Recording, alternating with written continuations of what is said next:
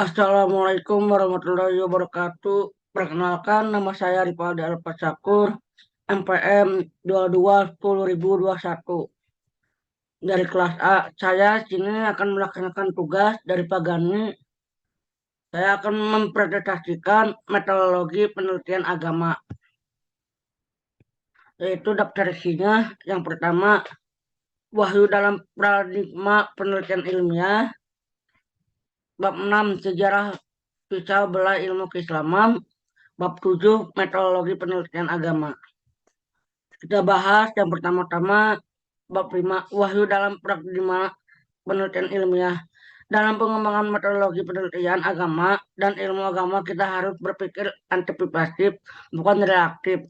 Menyalahkan sarjana muslim yang menggunakan kebenaran wahyu sebagai postulat merupakan pemikiran reaktif. Reaktif atas pola pikir atau paradigma metodologi ilmu pengetahuan alam yang diperbaiki dan diperkembangkan terus, termasuk terapan dalam ilmu-ilmu sosial.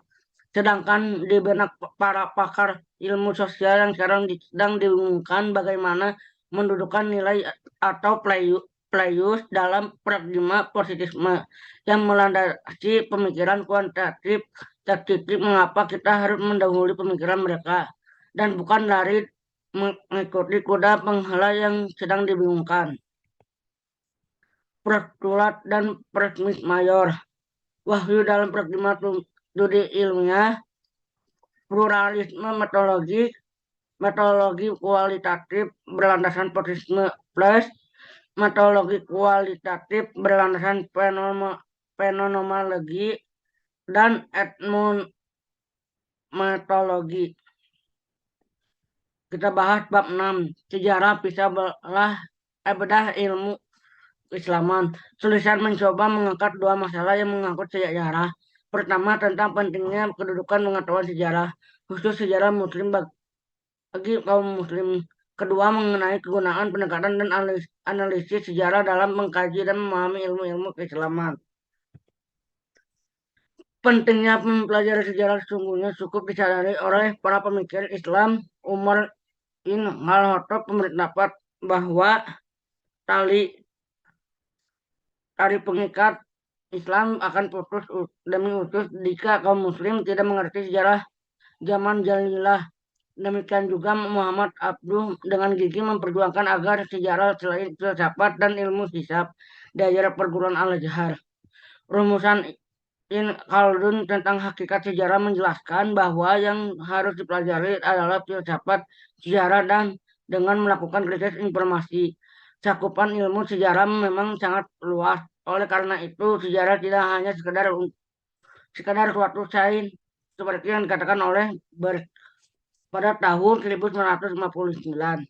Ada dua pilar yang mempunyai teori sejarah, yakni eksintesis fakta dan metode yang mampu membedakan secara ilmiah. Yang kedua, saham ilmu sejarah sebagai salah satu ilmu dari ilmu-ilmu sosial yang mengkaji tentang perilaku manusia adalah metode, sebab manusia walaupun bagian dari alam yang secara radial berbeda dengan makhluk lainnya, harus dipahami pada tujuan dan nilai-nilai yang menjadi dasar aktivitas manusia. Adalah makhluk yang memiliki kesadaran, kehendak, perasaan, ketahuan, cita-cita, rencana, harapan, kepercayaan, dan keputusan. Maka dari itu semua mengetahui manusia dan aktivitas harus dimulai dari pengamatan perilaku lahirnya. Sebagai prasyarat bagi pengetahuan perilaku manusia adalah harus menerobos ke dalam hakikat pemikiran dan perasaan. Karakter yang menonjol dari pendekatan sejarah adalah signifikan waktu dan prinsip kejerahan tentang individualisme dan perkembangan. Kita harus tahu bagaimana beragam pemikiran dan pandangan dalam ilmu-ilmu keislaman, khusus di bidang konstitusi, ide politik, teologi, dan hukum yang suatu hadis nyatakan sebagai rahmat.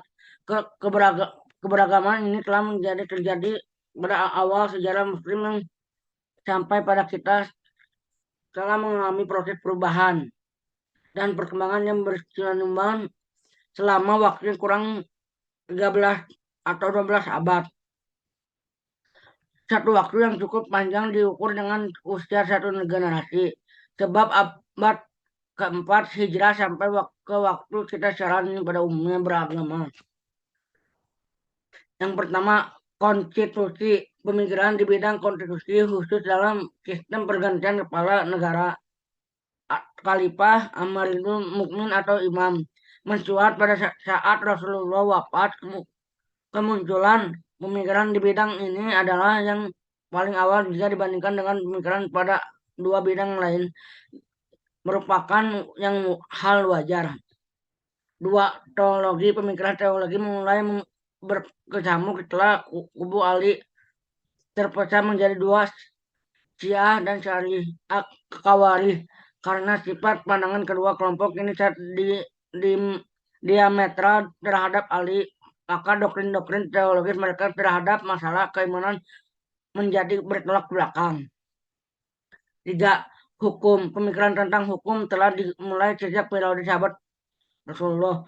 Walaupun mengkajian secara konseptual dan tematik terjadi bersamaan waktu dan perkembangan ilmu-ilmu pengetahuan lainnya. Pada waktu pada masa awal periode Abbasiyah Umar, hal-hal wakat karena didesak kebutuhan melakukan perubahan dan pembaruan hukum yang baik pada sisi pelaksanaan maupun materi hukum. Akan tetapi, sejak dicanangkan pintu ijtihad telah tertutup. Sekarang ini pengajian hukum dengan menggunakan pendekatan sejarah hampir tidak pakai lagi.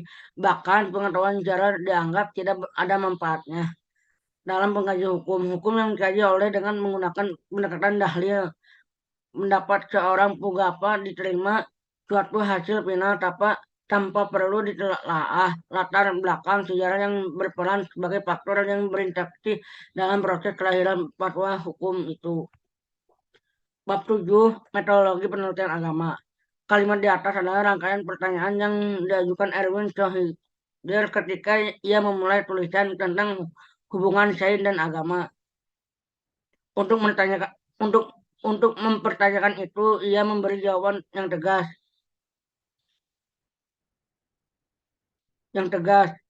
It Charlie can it has those do with must do. Schroeder adalah sarjana fisika yang pertama kali mengumumkan masalah ada berbagai realitas pada suatu waktu sekaligus. Bidang pengkajian agama tanpa bermaksud untuk membesar problematika definisi agama yang sudah banyak dibicarakan dalam literatur. Kajian kita sini melihat agama sebagai jumlah fenomena atau manifestasi dari fenomena yang berkaitan dengan apa yang dipandang sistem ilahi. Paradigma penelitian agama, bagaimana cara orang sampai kepada kebenaran. Untuk menjawab pertanyaan ini, Guba dan Lisan menunjukkan setiap paradigma mempunyai teknik pokoknya yang jenis kebenaran yang diperoleh. Di bawah ini yang untuk disajikan tabel paradigma untuk memperoleh kebenaran.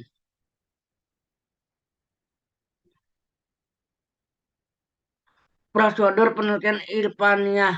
Karena prosedur penelitian ilmiah dan akilah, misalnya metode aktivis dalam filsafat umumnya, telah kita ketahui, saya hanya ingin menjelaskan prosedur penelitian ilmiah.